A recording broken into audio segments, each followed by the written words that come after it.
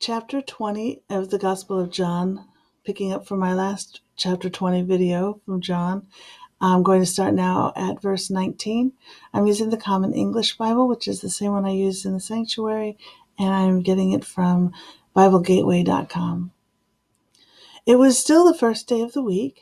That evening, while the disciples were behind closed doors because they were afraid of the Jewish authorities, Jesus came and stood among them.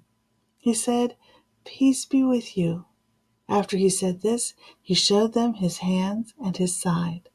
When the disciples saw the Lord, they were filled with joy. Jesus said to them again, "Peace be with you. As the Father sent me, so I am sending you." Then he breathed on them and said, "Receive the Holy Spirit. If you forgive anyone's sins, they are forgiven.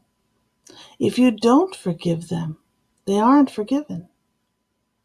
Thomas, the one called Didymus, or twin, one of the 12, wasn't with the disciples when Jesus came. The other disciples told him, "We've seen the Lord." But he replied, "Unless I see the nail marks in his hands, put my finger in the wounds left by the nails, and put my hand into his side, I won't believe."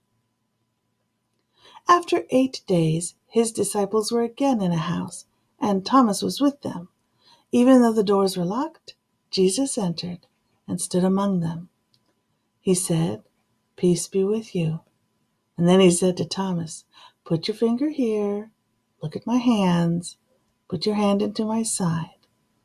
No more disbelief. Believe." Thomas responded to Jesus, "My Lord and my God." Jesus replied, "Do you believe because you see me? Happy are those who don't see and yet believe."